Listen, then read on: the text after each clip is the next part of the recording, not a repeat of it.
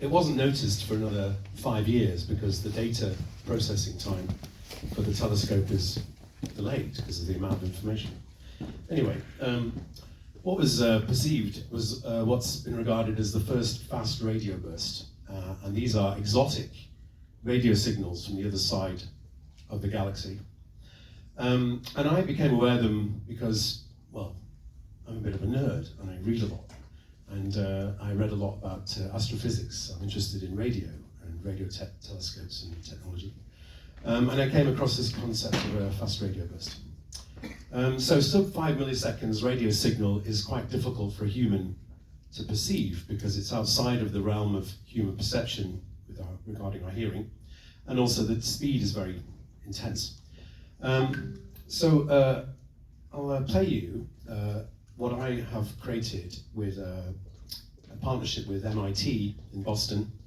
I came across this idea of sonification. I don't know if you've come across that before, but basically taking data and turning it into sound, which is an interesting way to perceive certain phenomena.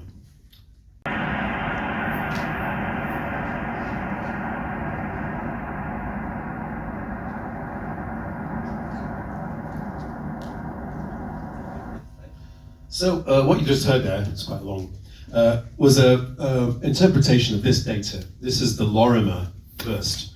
So Professor Lorimer, I think originally from Manchester, was one of the first people to spot a fast radio burst in the data signals coming from the CHIME telescope.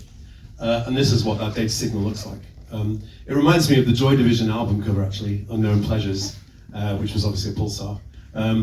And the frequency and time graph, plus the dispersion of the signal, are the data signals I use to create that sound, which is basically a Python script running to basically convert the data signals into sonic signals. Let's see if we can carry on. Or is that me going back? Down. Please, down. Down.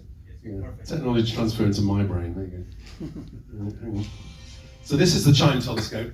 And it's based in Canada, and it's run by an international consortium, including MIT. When I first came across the fast radio burst, I thought, oh, I wonder who I could talk to. So it turns out that Massachusetts Institute of Technology in Boston is one of the main centers of excellence for studying fast radio bursts.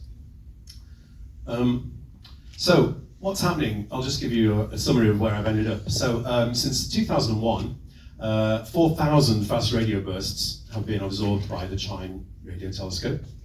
Of those 4,000, I've sonified about 500 of them. And as part of my commission for the OLU 2026 Capital of Culture, I've installed a speaker system in this cathedral, which will be based in the cupola of the cathedral into the ground floor. And for a year, the fast radio bursts that I've sonified are going to play at a very specific time of the day, every day, for a year, as basically a kind of, almost like a sonic clock, if you like. And the reason I call the project the Logos is because fast radio bursts are an exotic event. Physicists are not sure what causes them. The Lorimer event was nearly 9 billion years ago. So 9 billion years is a long time, right? So if you think about the history of the galaxy, the universe, and nobody's quite sure what makes them happen. They're outside of the realms of contemporary physics, and I like that as an artist and as a musician. What I like is the uncertainty, because we're living in an age where science and rational thinking can deconstruct everything to a mathematical function. And what I like about physics and fast radio bursts is at the moment, nobody can explain what a fast radio burst is. So I played with that idea because obviously, I don't know how religious everybody is these days, but the Logos is the Greek word for the word of God. And why I've put this audio installation in a cathedral in Finland is because what I'm going to play with is this concept that maybe a signal from the other side of the galaxy that's 9 billion years old, that you don't know its function or its origin, could be something you can think about day to day and have a think about what it means to your rational understanding of nature and science, and also your spiritual relationship with where you are. So, just to go zooming in and out, interestingly, and this is where technology transfer works, my work on fast radio bursts has meant that I've now started an AI audio watermarking startup called Genotone.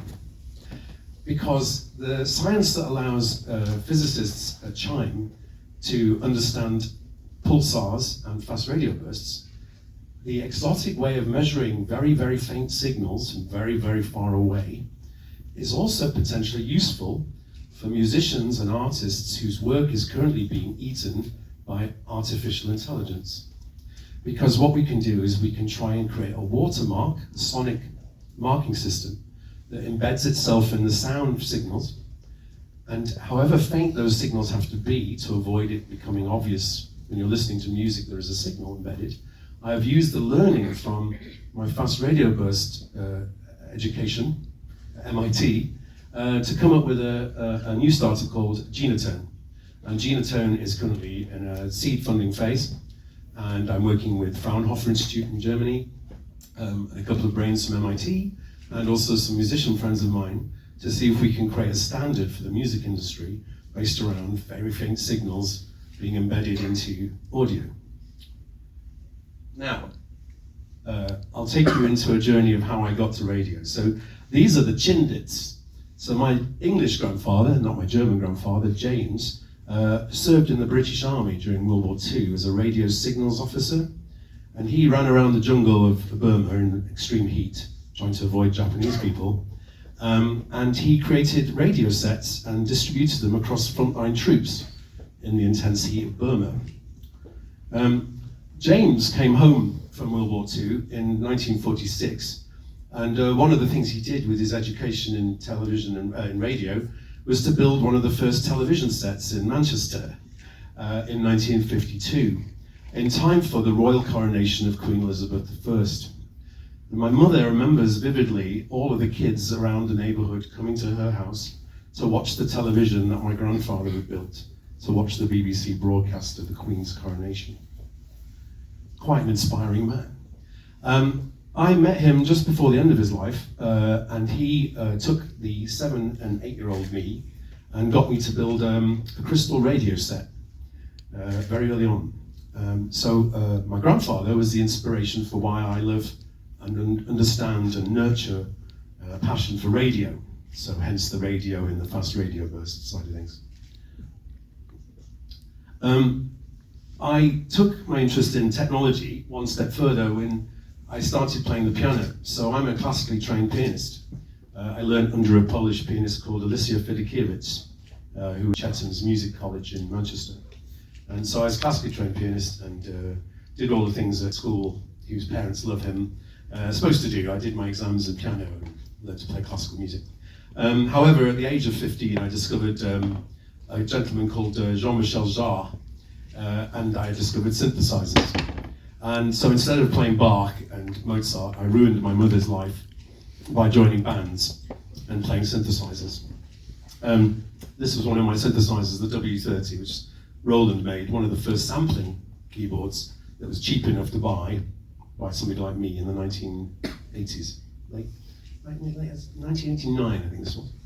I'm taking you on a journey here just to give you some understanding as to how I treat technology transfer. So this was an important device because it was the first reasonably priced sampling keyboard you could use as a sequencer, which meant that instead of just me playing the piano, I could load in string sounds, French horns, timpani, oboes, whatever I wanted to, and I could create multi-layered, authentic sounding orchestral sounds. And that got me noticed as a musician, because instead of just playing the piano on an organ or whatever, I was able to very quickly adapt to playing multi-layered, synthesized and sampled sounds. Now, there's a man maybe you know, called David Bowie.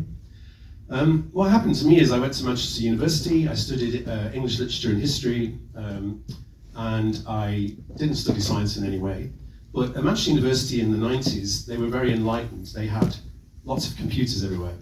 And I had an email address back in 1994 on the academic network, which was before the World Wide Web, it was the internet proper. And during that time, I taught myself, using the internet access at the university, all about the internet. The idea of how files were transferred, the idea of how to access news groups, how to have chats with people on IRC channels. And that process got me noticed by a company called EMI. So EMI used to be one of the great record companies of the United Kingdom. It was the home of the Beatles, home of Pink Floyd. And they also had a studio called Abbey Road. And Abbey Road is where a guy called Alan Blumlein invented stereo. So I ended up being taken down to London and recruited to work at EMI, running their new media division, which is their internet division.